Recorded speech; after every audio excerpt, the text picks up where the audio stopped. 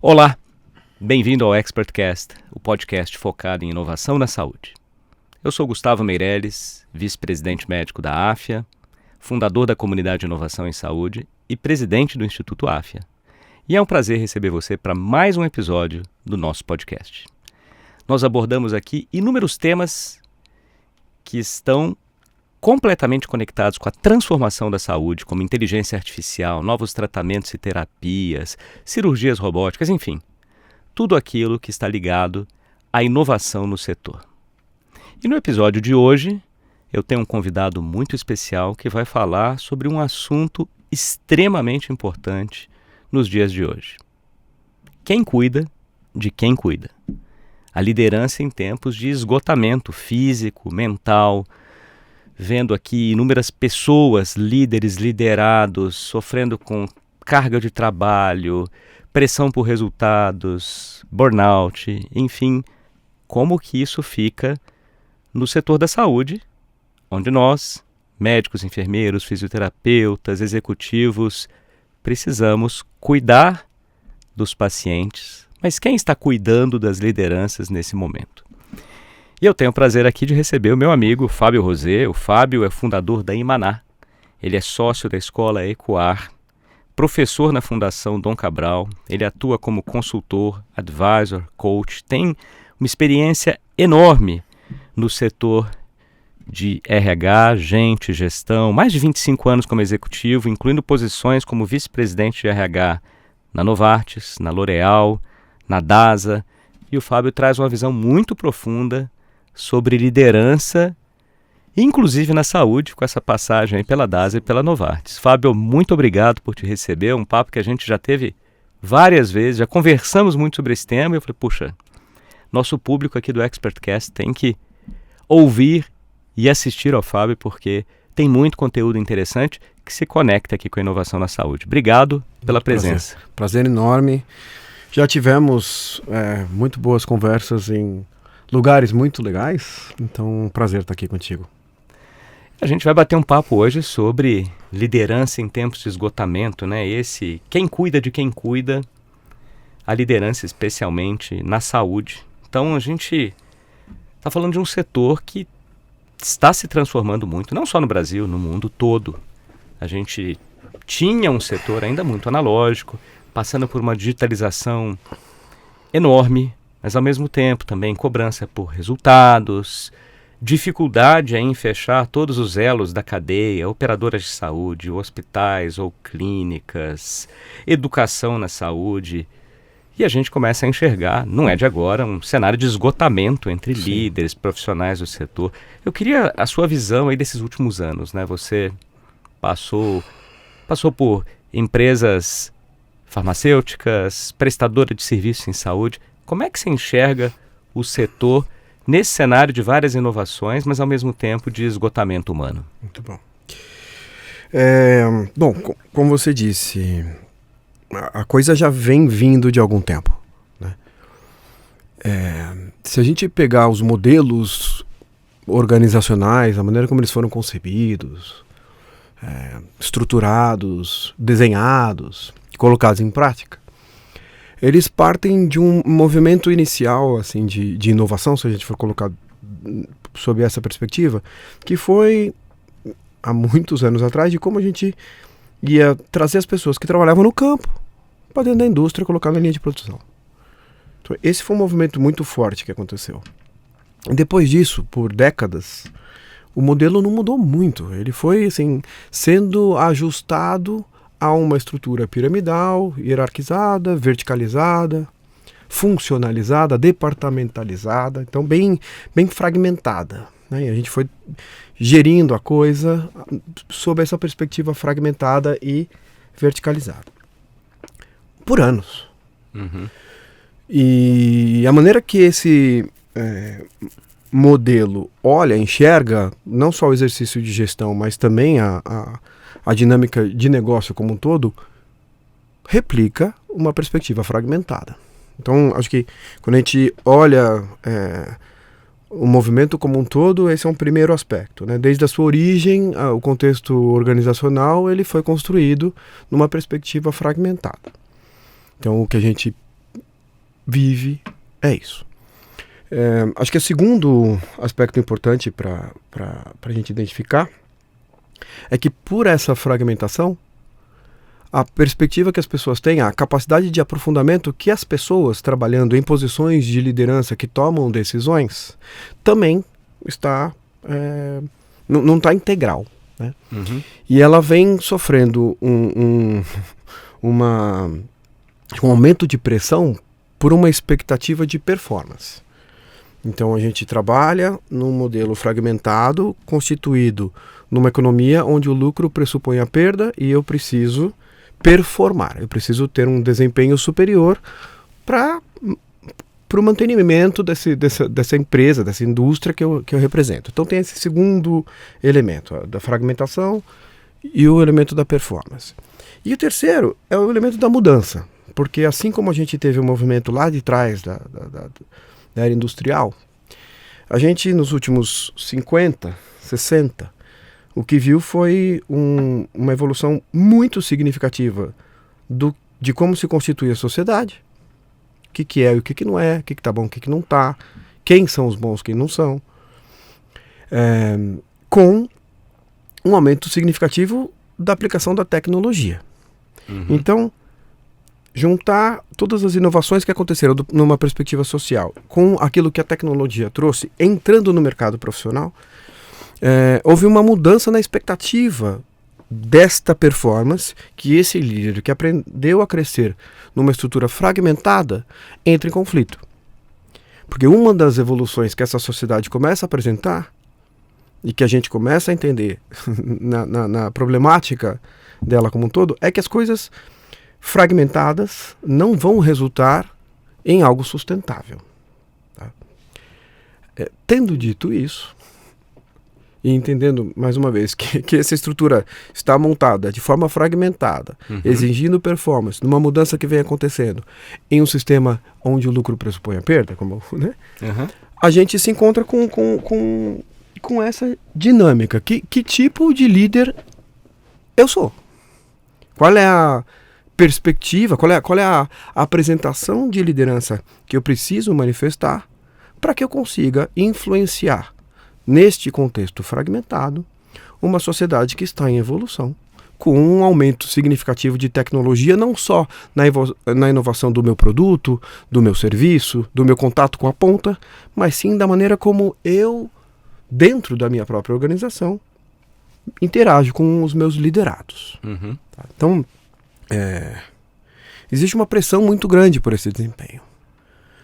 O líder que antes estava formatado com certa certeza no modelo mais cartesiano, hoje existe uma multiplicidade de modelos, uma variedade, diversidade enorme de modelos de liderança.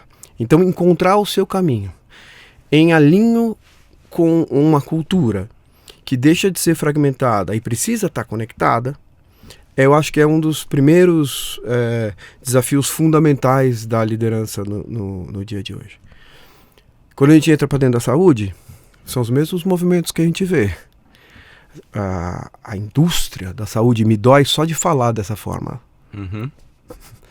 Porque você não enxerga como uma indústria, né? Porque é violento, né? A gente pensar na saúde como uma indústria. Mas a indústria da saúde é desbloquear. A indústria da saúde, ela foi construída de forma fragmentada. O modelo está fragmentado. O que você chama de fragmentado é que não tem uma conexão entre todos os elos aqui. Exatamente. De quem fornece o serviço, quem Exatamente. paga. Exato. E não se trata de uma crítica. Uhum. É uma análise. Ah. É olhar e ver que está constituído de forma fragmentada. Você tem diversas empresas atuando em vários segmentos, várias partes dessa cadeia, que tem como objetivo produzir inovação e soluções científicas de saúde. Então, desde lá atrás, quando a gente começa a pensar em soluções de saúde, seja na indústria farmacêutica, desenvolvendo moléculas, até o mercado, seja em serviços de saúde, quando a gente começa a pensar em tecnologias, a gente falava, né, de diagnósticos, de qualquer que seja essa referência, ou de intervenções, desde o fundamento dessa tecnologia, dessa inovação, até a ponta, toda essa cadeia está fragmentada, com objetivos que não necessariamente estão alinhados, não estão integrados. Então a gente perde muito esforço, muita capacidade, muitas possibilidades de avançar muito mais rápido e de forma sustentada no princípio do que é entregar saúde, do que se a gente tivesse no modelo que fosse mais integrado e mais horizontalizado. E essa mudança ela está na mão do líder. Ela está na mão do coletivo de líderes, né, que estão, mais uma vez, pressionados por essa necessidade de uma performance. Entregar resultado. Né, e o que são as principais demandas de saúde do ponto de vista científico. Porque o que é commodity já não tem mais a necessidade de um líder inovador. A gente está falando de inovação em saúde. Aqui, o que já virou commodity, ou o que pode ser transformado em uma operação de escala maior, a gente precisa de outras qualidades. A gente precisa de eficiência, a gente precisa de estratégia, a gente precisa de execução, né, que são competências válidas para esse mundo aqui. Mas quando a gente está falando de inovação, eu acredito que o desafio do líder está em olhar para esse futuro e ver como a gente vai poder conceber um modelo de saúde que seja mais integrado, para conseguir entregar de forma ética, justa, transparente, acessível, sustentável, focado em saúde e não em doença, as soluções que a gente precisa. Eu vou pegar dois exemplos aqui de dois segmentos onde você atuou, né? Então, o primeiro, a indústria farmacêutica, o segundo, prestadora de serviços, hoje mais na área diagnóstica, mas naquele momento, serviços diagnósticos hospitalares, oncologia. Vou pegar esses dois exemplos. Então, primeiro, indústria farmacêutica, que obviamente muita gente olha números astronômicos de faturamento, de margens, de lucro, etc. E, ao mesmo tempo, uma briga enorme por novas moléculas. As patentes expiram. A gente tem, por exemplo, agora, há poucos dias, a gente teve aqui no Brasil a patente do Ozempic expirada, e aí o pessoal tem que correr atrás de novas moléculas para buscar isso. Ao mesmo tempo, olhando aqui a prestadora de serviços diagnósticos, eu vejo o exemplo, vou pegar os radiologistas, né, a minha especialidade médica. A partir do momento em que a gente começa a utilizar novas ferramentas, então inovações como PACS para armazenamento de imagens médicas, visualização digital, inteligência artificial, os médicos ficam atolados de exames porque a produtividade aumenta. Então, no fim, a gente está hoje numa sociedade, e aí inúmeros setores têm o mesmo problema, em que eu tenho um aumento gigantesco de produtividade, mas à medida que a produtividade aumenta, aquilo que a gente gostaria que é falar, puxa, está sobrando espaço para as pessoas pensarem, para o ser humano ser humano, isso não está acontecendo. Não tá acontecendo. E aí muita gente ainda fala, né, e aí eu vou passar para você, eu queria pegar suas opiniões aqui a respeito, e vou pegar mais um gancho. Eu estava no South by Southwest, e o Brian Solis, que é um futurista, um antropólogo, mostrou várias coisas interessantes, mas uma delas foi que teve um estudo publicado no Wall Street Journal mostrando que cerca de 40% dos líderes C-level, né, então ali a alta diretoria executiva, principais tomadores de decisão, diziam que a inteligência artificial estava melhorando a produtividade. E aí foram consultar o chão de fábrica. E para o chão de fábrica, 2% disseram que a inteligência artificial estava aumentando a produtividade. Ou seja, de 2% para 40% tem um intervalo gigantesco. E como as coisas são percebidas, e aí eu olho, talvez o chão de fábrica está olhando como radiologista e falando, cara, esse negócio está me deixando ainda mais ansioso, eu vou sofrer mais de burnout e eu estou trabalhando de forma pior. Aí eu queria o seu entendimento agora na liderança da saúde com essas inovações, especialmente inteligência artificial, mas entram várias outras aqui também. Sim. Eu só vou fazer um comentário antes, porque é muito... Como chama esse cara? Brian Solis. Brian Solis. É um futurista, um antropólogo, um cara que mostrou várias coisas muito interessantes, especialmente bateu muito... Na produtividade... O tema-chave do South by Southwest esse ano foi o humanismo em tempos de inteligência artificial. Perfeito. Falou-se muito nisso. Depois eu até trago outros aqui como ganchos para as próximas perguntas. Super. Com relação a isso, assim, tem um... Eu acho que tem um equívoco na perspectiva como a gente olha a inteligência artificial chegando em relação ao que é o ofício da liderança. Antes de falar especificamente de saúde, dentro do que são os impactos que a tecnologia traz para a gestão e para a liderança, e o que elas podem beneficiar, elas podem beneficiar muito, todas essas tecnologias, todos os processos automatizados ou melhorados com inteligência artificial nas interfaces de gestão. Ainda a gente olha, os líderes olham como se eles estivessem vindo para resolver um problema que os líderes têm, não um problema que os líderes causam. Como assim? Existe um vácuo de liderança que está sendo preenchido por inteligência artificial. E é justamente em aspectos onde a gente esperaria humanismo. Então, os bots que são feitos de forma humanizada, eles se comportam e mimetizam humanos em interação, vêm para suprir a falta de tempo, e você acabou de falar, né? Sobraria o tempo. O tempo que os gestores hoje não têm de ter as conversas mais profundas, de dar os feedbacks com maior qualidade. A gente tem bots que representam gestores e que as pessoas antes tinham acesso pelos bots proprietários das empresas que traziam isso para dentro do seu modelo de gestão de desempenho, gestão de potencial. Então, muitas empresas introduziram inteligência artificial nesse mecanismo. E aí as pessoas começavam a conversar com esses bots, pedindo feedback, pedindo orientação em tomadas de decisão que elas têm. Porque não tem essa experiência com o seu gestor. Então, como gestor, não tem tempo para me dar um feedback, para me orientar sobre uma decisão que eu preciso tomar. Eu converso com esse bot interno. Hoje, as pessoas fazem isso com um bot em casa. Então, enquanto a gente olha que a tecnologia vem para servir um problema que a gente tem, não que a gente causa, do ponto de vista de liderança, eu acho que essa assimilação ela também vai ser fragmentada. Então, só esse comentário que eu queria trazer. Desde um ponto de vista de tecnologia, onde eu observo maior impacto social dessas inovações. Claro que tem ali, se a gente olhar para a farma, né?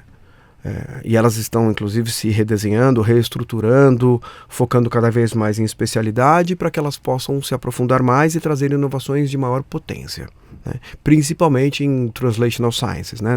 nas medicinas, nas áreas terapêuticas de maior complexidade, né?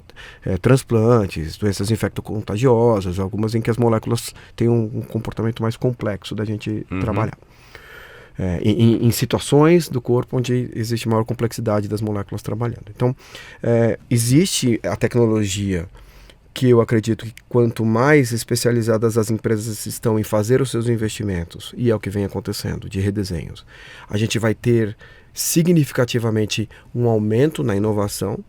Então, enxergo que para a próxima década, a gente pode ter muitas inovações do ponto de vista de curas, soluções de melhoria de qualidade de vida. Isso está bastante claro para a gente, né? Certo. E a outra é na ponta. Então, que tecnologias eu vou conseguir desenvolver para que a experiência de saúde seja melhor para o paciente. Então, para que a saúde chegue, o serviço de saúde chegue a ele da maneira mais cômoda e confortável possível, pelos wearables. Então, imagino que quanto mais tecnologia a gente possa ver nos wearables específicos de saúde, que demandem uma intervenção humana médica, né, técnica, mais a saúde pode avançar nesse sentido. Então, acho que essas são as duas frentes que eu vejo. Porque, infelizmente, a gente ainda não vai conseguir ver uma integração maior dos fragmentos da estrutura de saúde como um todo. A gente comentou você comentou que eu trabalhei na DASA, né? E a tese da DASA, em seu momento, era de criar um ecossistema de saúde que pudesse integrar essas partes e trabalhar na perda, né? Onde a gente estava perdendo recurso por conta dessas interações, que não necessariamente trabalham com a mesma perspectiva, com a mesma forma de enxergar quem é o cliente, né? E é complexo. Né? Quem é o cliente de um hospital? É o médico, é o paciente, é a fonte pagadora? Quem é o cliente de uma operação de diagnóstico? A mesma coisa, a gente tem... com inúmeras interfaces, né? Ele é cliente do hospital naquele momento, ele é cliente da empresa diagnóstica num outro momento. Exatamente. Então, é isso que eu entendo com você mencionando a fragmentação aqui do sistema de saúde, e isso levando a toda... De novo, a gente volta para aquela questão do aumento de produtividade e essa busca incessante por crescer, performance, né? Então, mesmo nós, seres humanos, não crescemos indefinidamente, mas nossas empresas têm que crescer indefinidamente. Seja porque ela tem um acionista, seja porque ela é listada em bolsa, seja porque ela é minha e eu quero um crescimento para sempre, mas a gente não cresce para sempre, mas as empresas têm que crescer. E aí fica essa dificuldade em absorver em um setor, de novo aqui, saúde, né? Vamos voltar para o tema do podcast, que é quem cuida de quem cuida. Sim. Isso tem gerado um esgotamento gigantesco. Enorme. Né? E aí eu queria aproveitar esse momento final aqui do nosso primeiro episódio sobre o tema para falar desse esgotamento que você presenciou ao longo da sua vida, que eu presenciei em diversos líderes da saúde. Quando falo líder, até para quem está nos ouvindo, assistindo, não estou falando só do presidente da empresa, do vice-presidente, estou falando de pessoas todo com mundo que tem responsabilidades. Na área de saúde, nesse mundo com várias inovações, em que tudo é muito rápido, volátil e que o lucro continua sendo o grande motor das empresas. Como é que tem sido esse esgotamento das lideranças e o que isso impacta na ponta final, que é o cuidado ao paciente? Perfeito. Aí, especificamente para a saúde, quando a gente falava do primeiro movimento ali, né, do industrial, pegar os caras do campo e trazer para a indústria. A gente teve uma segunda pancada de evolução que foi o bug do milênio. O que a gente precisou desenvolver em preparação ao bug do milênio, do ponto de vista de tecnologia, para evitar que aquele bug acontecesse, ele foi fundamental para que a gente conseguisse acelerar a tecnologia e os modelos de gestão também. A terceira pancada que a gente teve, e aí a gente chega na saúde, foi justamente uma pandemia, aonde foi todo mundo para casa, menos a saúde. A saúde ficou concentrada, ficou o epicentro. As empresas de saúde trabalharam em contexto para o qual elas não estavam preparadas. Exato. Ninguém podia imaginar o que era aquilo. Mas foi pensar sobre o que estava acontecendo em casa. E a saúde não. A saúde foi pensar no que estava acontecendo, tentando resolver o problema de dimensão mundial. Então foi um momento de muita pressão nas costas de qualquer profissional que estivesse atuando no contexto de saúde. Do coletador, do enfermeiro, ao médico. Né? Acho que todo mundo que estava ali, e eu ouvi muitos relatos de líderes sêniores, mas também de pessoas que estão na ponta de uma sensação de desespero, que é o que todos vivíamos com eles na ponta, né? Se a gente fosse imaginar que é uma guerra, né? Era quem estava na linha de frente da guerra. Né? E acho que isso afetou todas as indústrias, todos os mercados, né? A pandemia, ela redesenhou a relação de como as pessoas manifestam o seu papel profissional, mas para as empresas de saúde teve um momento muito significativo de de pressão. Uhum. Né?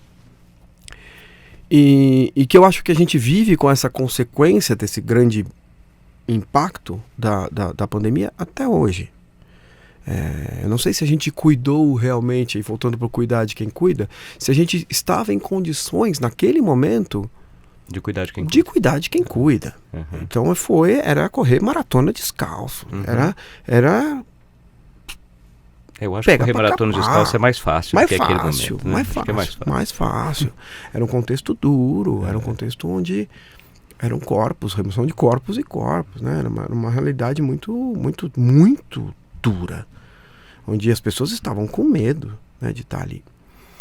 E graças à medicina e à ciência e ao que nós conseguimos produzir de soluções a nível mundial, a gente saiu daqui, uhum. né? Mas eu acho que... Mas o esgotamento ficou. O esgotamento ficou. Não só na indústria da saúde, mas em todas. A gente vê um nível de estresse, né? Como é que fala isso? Quando passou do ponto?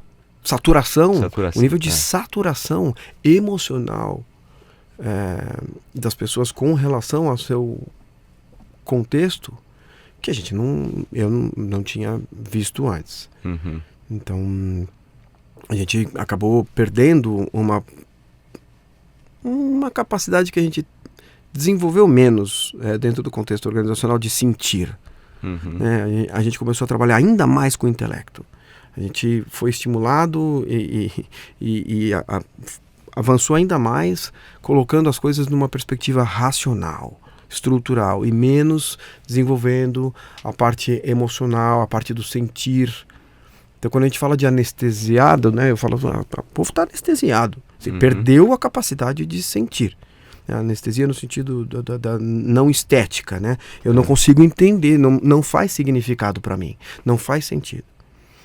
E aí a gente encontra com essa colocação que o cara de South by Southwest disse, que eu esqueci, que é justamente como a gente resgatar a humanidade ou o humanismo nesse tempo de tecnologia. Né? E o elemento mais humano não é a nossa potência intelectual, é a nossa potência de sentir, uhum. que vem antes, na ordem das coisas, como diz o Damásio, o sentimento vem antes do pensamento, que vem antes da formulação de ideias. Então a gente está perdendo esse nosso instinto. Esse é um ótimo ponto, e acho que até a gente vai continuar na nossa segunda metade aqui do episódio, mas, de novo, o Brian Solis, né, foi uma apresentação que me marcou muito, porque eu achei muito... Vai muito nesse ponto que você trouxe agora, porque uma outra autora também publicou um livro e falou lá, chamado The Age of Sameness, ou seja, a Era da Mesmice. Porque começa a ficar todo mundo igual. Começa a ficar todo mundo igual porque o Solis falou, puxa, você começa a ler algumas postagens no LinkedIn que é tudo igual. É isso. Tudo igual. Sabe, você publica alguma coisa, alguém faz um comentário, alguém faz outro, e você vê claramente que aquilo foi escrito por uma inteligência artificial. A pessoa falou, puxa, comentar este artigo do Fábio Rosé. E aí vem e fala, cara, mas é igual, nós estamos ficando iguais. E aí, você citou o Damásio agora, que, né, vem antes, a ideia... De novo, essa é a frase lá do Victor Hugo, dizendo que as pessoas vão ser, isso naquela época, né? Seriam mais e mais valorizadas pelas perguntas que elas fazem, não pelas respostas que elas dão, porque no fim a gente está dando as mesmas respostas. Então, falou-se muito também disso no festival, e que a gente precisa colocar o humano ali para valer nas perguntas. A gente vai continuar isto na nossa segunda metade, que aí eu quero ouvir você, especialmente... Aí, nós falamos do diagnóstico, eu vou querer ouvir o tratamento, né? Como é que a gente trata essa liderança que está esgotada e os liderados que também estão esgotados nesses momentos difíceis, que talvez tenham começado na pandemia, mas continuam. E a inovação na saúde, às vezes, tem mais prejudicado do que ajudado. Mas a gente continua depois, Fábio. Obrigado de novo por estar aqui. Foi um papo ótimo que a gente vai explorar com mais detalhes na segunda metade do episódio. Muito bom. Continuaremos em breve. Bem, e para você que está nos assistindo ou ouvindo, não deixe de acompanhar o ExpertCast na sua plataforma preferida de vídeo ou áudio. Se estiver gostando, nos dê 5 estrelas, mande para os seus amigos, contatos, publique nas suas redes sociais, porque é assim que a gente consegue divulgar informação de alta qualidade sobre inovação na saúde. Nós temos agora também a newsletter mensal do ExpertCast. Você vai encontrar na sinopse do episódio, assim como no nosso site, expertcast.com.br, os links ali para o Substack para você assinar a newsletter e receber uma vez por mês na sua caixa postal com os melhores momentos daquele mês. Bem, o ExpertCast tem a produção da SoulPods, tem o apoio da Agfa Radiology Solutions. Não deixe também de acompanhar a comunidade de inovação em saúde, já conta com quase 14 mil pessoas e a gente explora lá muitos temas que depois são discutidos aqui no ExpertCast. Acesse os nossos grupos em inovaçãosaude.com. Muito obrigado pela companhia e até o próximo episódio.